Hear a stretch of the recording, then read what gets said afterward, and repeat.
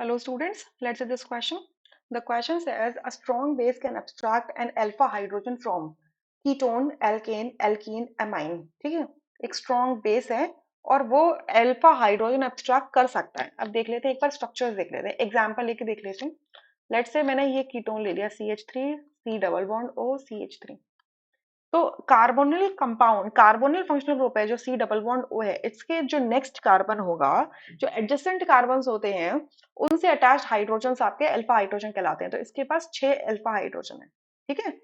Second में लिखा हुआ है एल्केन.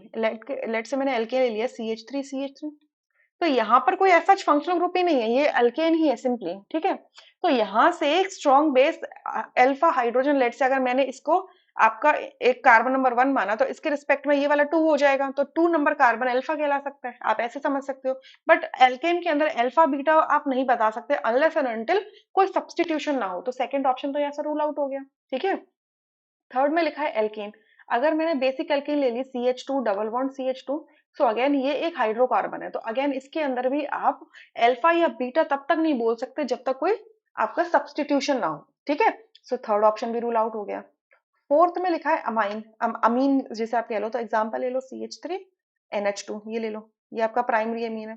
सो आपका जो फंक्शनल ग्रुप है वो NH2 है. सो फंक्शनल ग्रुप जिस कार्बन से लगा है वो तो आपका कार्बन क्या कहलाएगा, अल्फा कार्बन कहलाता है. ठीक है. ये कार्बन आपका अल्फा हो गया, इससे अटैच्ड क्या होंगे, अल्फा हाइड्रोजन होंगे. ठीक है. तो इसके पास कितने हाइड्रोजन है, 3 अल्फा हाइड्रोजन हो गए. क्लियर, 3 अल्फा हाइड्रोजन हो गए.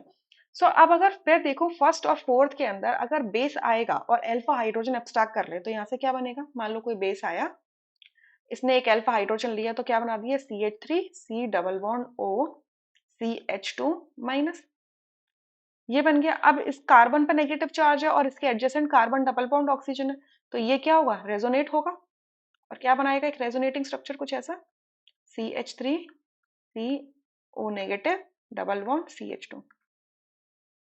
ठीक है.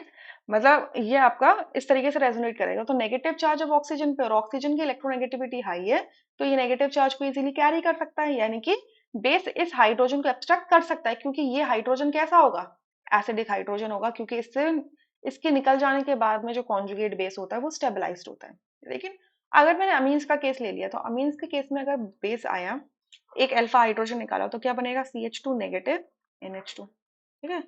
अब देखो नाइट्रोजन के पास ऑलरेडी एक लोन पेयर है और कार्बन उसके एडजेसेंट कार्बन पर नेगेटिव चार्ज आ गया. ठीक है.